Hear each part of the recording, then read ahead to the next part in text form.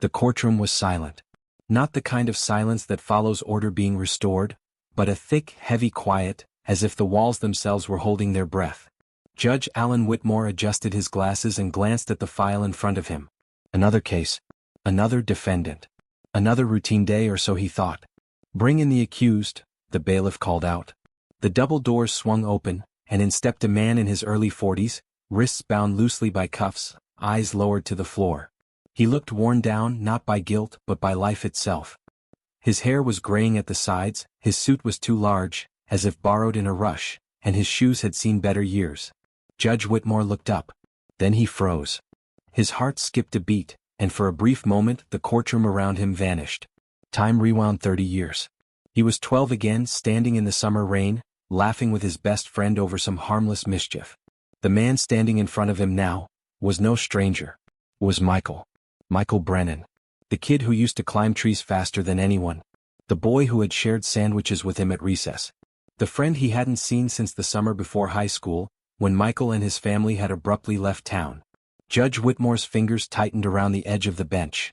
"State your name for the record," he asked, his voice steady, but only just. "Michael Brennan," came the quiet reply. A hushed murmur rippled through the courtroom.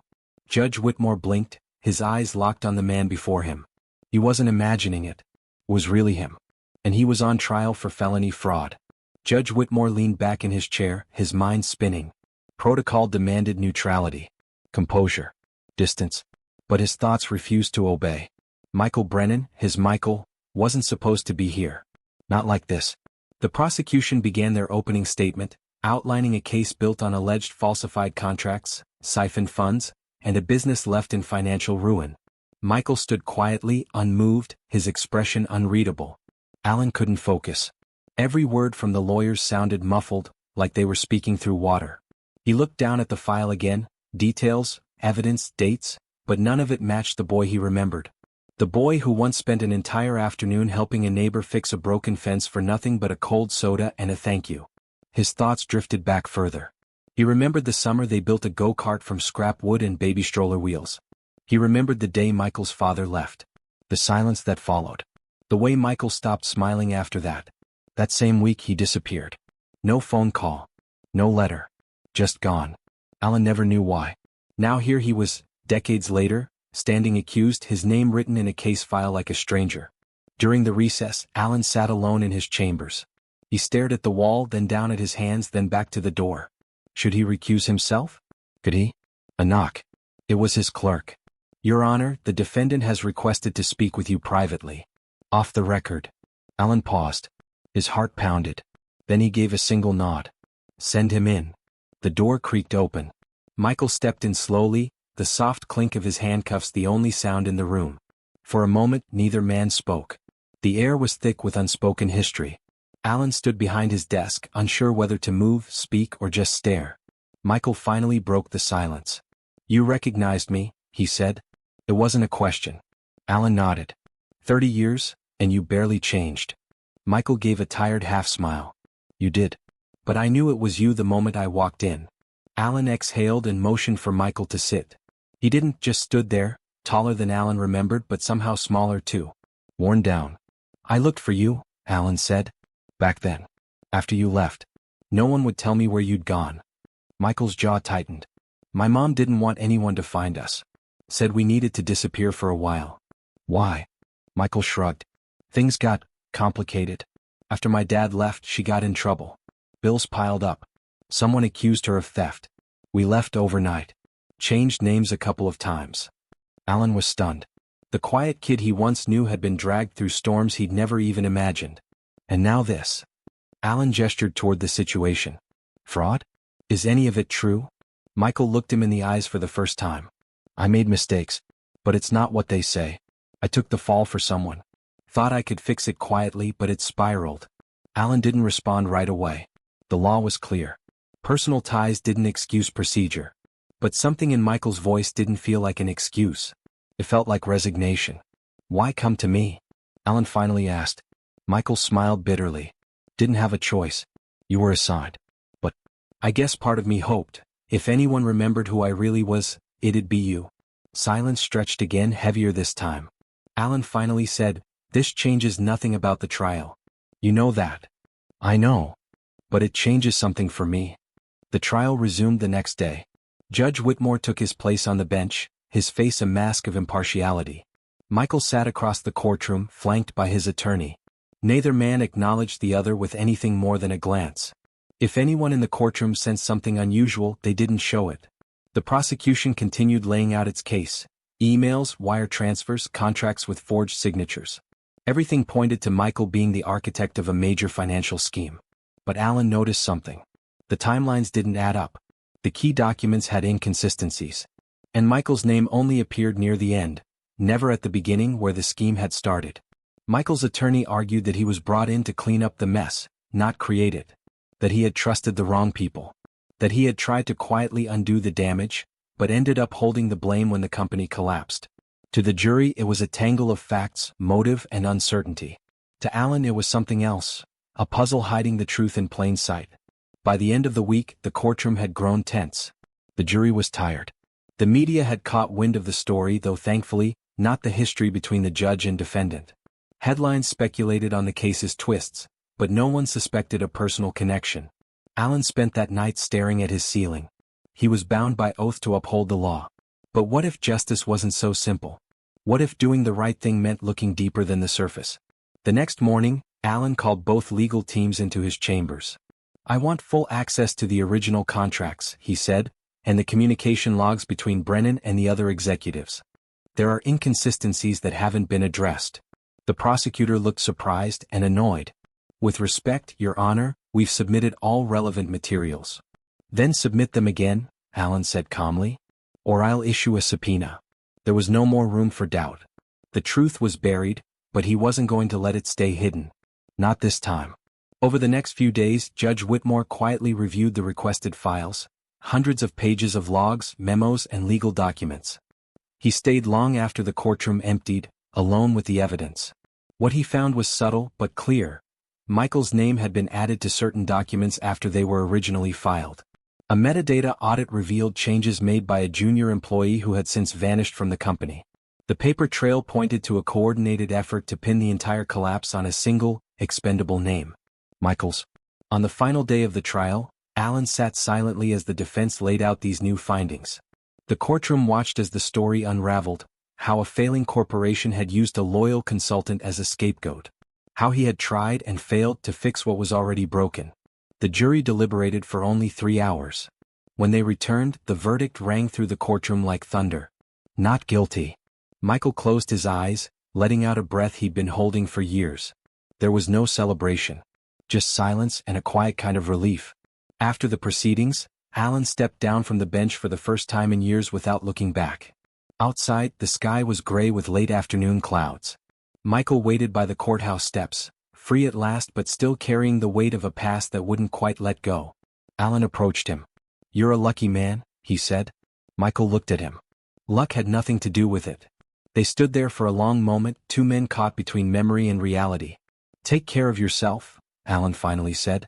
Michael nodded. You too, Alan. Then he turned and walked away, not into freedom but into a chance at starting again. And for the first time in a long while, Alan Whitmore felt like maybe justice had been done. Weeks passed. The courtroom returned to its rhythm, case after case, name after name. But for Judge Alan Whitmore, something had changed. The trial with Michael hadn't just reopened old memories, it had reminded him of the humanity often lost beneath law books and closing arguments. He found himself paying closer attention. Not just to the facts of each case but to the people behind them. Their stories. Their weight. One morning an envelope arrived in his chambers. No return address.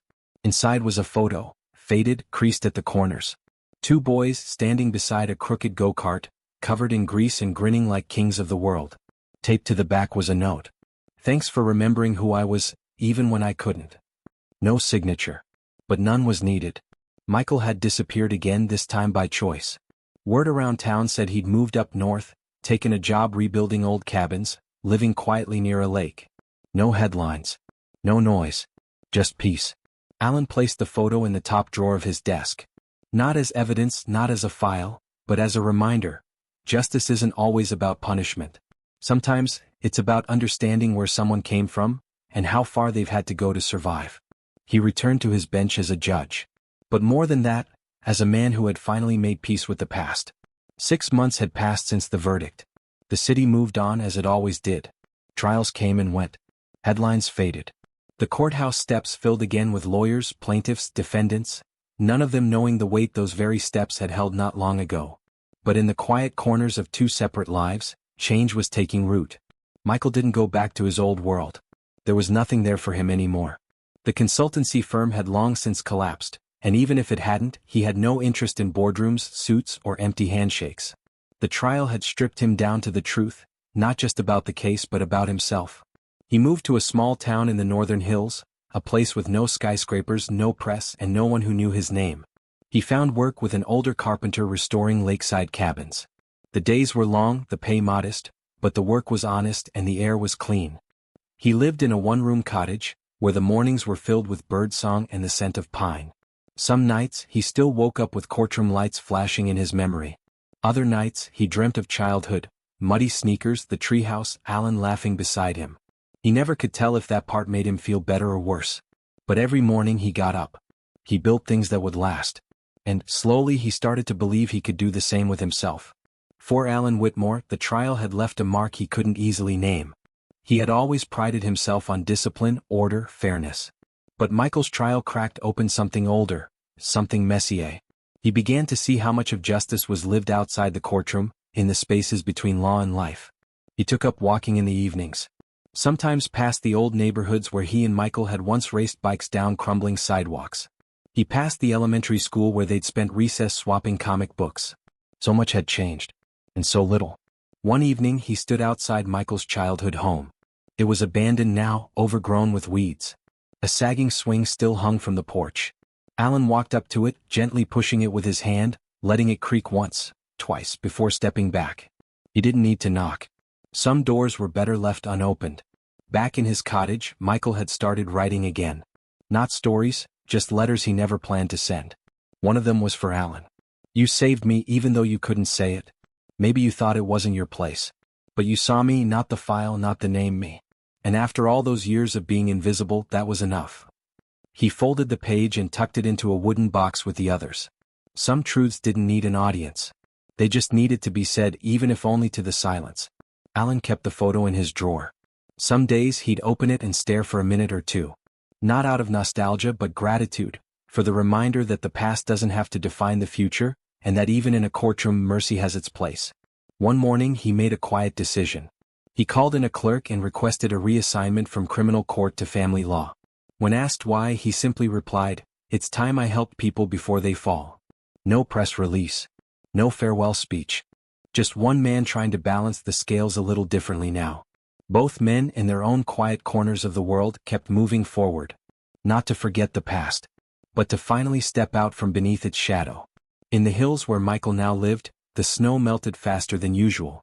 Streams trickled along mossy stones, and the sun lingered longer in the sky. Nature, without effort or intention, reminded him that renewal doesn't always arrive loudly. Sometimes it just shows up. He spent his days fixing porches, sanding beams, planting herbs outside his window.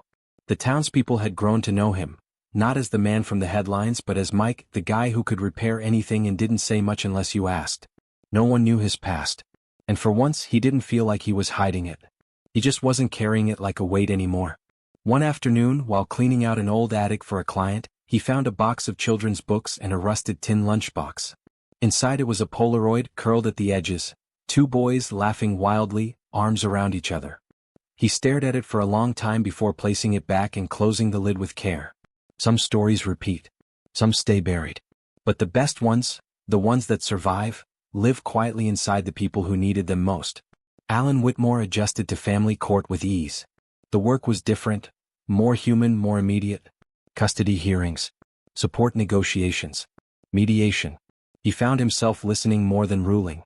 He even started bringing a small plant to his bench. The clerk teased him about it. But the truth was, watching something grow day by day reminded him of why he'd made the change. It reminded him that not all healing has to be dramatic. Sometimes it just needs space and time. One weekend he received a package. No return address. Inside was a small wooden box. Handcrafted. Sanded smooth. No hinges, just carved grooves. Inside it was a folded note. You once helped build a treehouse with me and I thought it was the greatest thing in the world. This isn't that. But it's steady. And it holds things. And it lasts. Just like good people do. Oh. Alan held the box in his hands for a long time. He didn't smile. He didn't cry. But he kept the box. Right beside the old photo in his drawer. And each time he opened it, he was reminded. Some friendships vanish for years. Only to return when you need them most. Changed, yes. But unbroken. The world kept spinning. New laws, new faces, new stories taking shape in courtrooms and towns alike. The case of the state versus Brennan faded into a footnote, a line of archived text in legal databases, long forgotten by most. But not by Alan. Not by Michael. Alan grew older in steady rhythms, court by day, walks by evening, journals by night.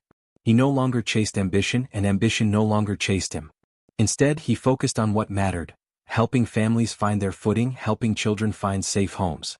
Some nights, after his last cup of tea, he would open the drawer and look at the box and the photo again. He never told anyone about them. Not because he was ashamed, but because some things are too sacred to explain. He often wondered what Michael was doing now. Whether he had built something permanent. Whether he had let anyone else in. Whether he had forgiven himself. Michael did stay. He bought a plot of land near the lake. Built a real home piece by piece. The kind of house you could live in for a lifetime if you were lucky. He still didn't speak much, but the locals didn't seem to mind. When he smiled, it meant something. When he fixed a roof, it stayed fixed. In time, he began teaching woodworking to teenagers at the local community center. Kids who'd grown up with too much noise and too little guidance. He didn't give lectures. He gave them tools, space, and the belief that their hands could build something worthwhile. And sometimes after they'd all gone home, he'd walk to the edge of the lake, sit beneath the pines and write letters. He still didn't send them. But this time they weren't just for Alan. They were for himself. They didn't see each other again. Not because they couldn't. Because they didn't need to. Some people come back into your life to be a lesson. Others to be a mirror. And a few rare ones, to anchor you when the tide pulls hard. Michael had been all three for Alan. Alan had been all three for Michael. And though the world would never know the full weight of what passed between them, it didn't matter. Because they knew. And that was enough. The sun dipped low behind the lake, casting long golden lines across the water. Michael sat on the porch of the home he'd built with his own hands. It wasn't grand, but it was solid, the kind of place that didn't pretend to be more than it was. A dog lay at his feet, dozing as the wind rustled through the pines. In his lap, a worn leather notebook. Blank except for the first page. He hadn't written anything in weeks. Not because there was nothing to say, but because, finally, he didn't need to say it out loud. Far away, in a city that no longer called to him, Judge Alan Whitmore sat behind his desk, staring at the last file of the day. He closed it gently, then opened the drawer beside him. Inside the photo. And the wooden box. He ran his fingers along the grain, then closed the drawer again, not to forget but to preserve. Some things don't need to be reopened to be remembered. They never saw each other again. No reunion. No final conversation. But across the quiet stretch of distance between their lives, a quiet truth remained. They had each carried the other through a storm. They had each returned something the other had lost.